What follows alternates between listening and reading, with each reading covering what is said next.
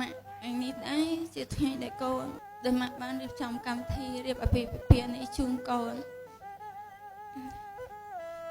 កូនសូមអរគុណម៉ាក់ដែលម៉ាក់បានផ្ដល់កំណើតបានមើលថែចិញ្ចឹមបីបាច់កូនផ្ដល់ការសិក្សាដល់កូនលះបង់ជាច្រើនដើម្បីកូនកូនក៏សូមខមាទោស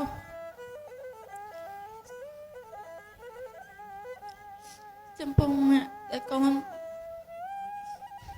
បានប្រើពាក្យសម្ដីដែលមិនសមរម្យក៏ដូចជាទង្វើដែលមិនសមរម្យកន្លងមកតាំងពីកូននៅក្មេងរហូតមកដល់ឥឡូវសូមអភ័យទោសឲ្យកូនផងហើយកូនសូមសន្យាថាម៉ាក់ពីថ្ងៃនេះតទៅបង្គន់ខ្លាចជាកុំសាម៉ាក់អីហើយក៏ជាសមាជិកគ្រួសាររបស់យើងម្នាក់ទៀតដែរកូនសូមឲ្យម៉ាក់ស្រឡាញ់មកកូនឲ្យដោយម៉ាក់ស្រឡាញ់កូន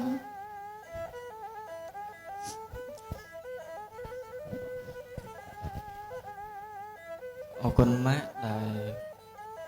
រៀបចំថ្ងៃនេះសម្រាប់បងទាំងពីរនាក់ហើយ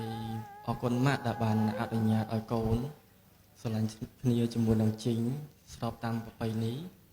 ហើយកូនសន្យាជាមួយម៉ាក់ថាកូននឹងមើលថែជីងដូចជាម៉ាក់មើលថែគាត់ដែរហើយអរគុណម៉ាក់ដែលបានផ្ដល់កំណើតដល់ជីងរហូតដល់មានថ្ងៃនេះហើយម៉ាក់អរគុណកូនទាំងពីរសូមឲ្យកូនពេលស្រឡាញ់គ្នាកូនប្រាថ្នាអ្វីសម្រេចដូចបំណងប្រាថ្នាកូនធ្វើអ្វីឲ្យបានសម្រេចកូនប្រាថ្នាអ្វីឲ្យបានសម្រេចម៉ាក់អរគុណណាស់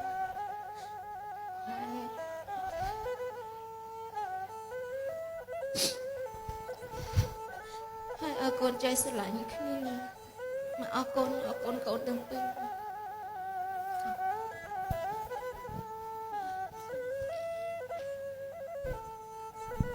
សូមកូនក្រោកឈរឡើង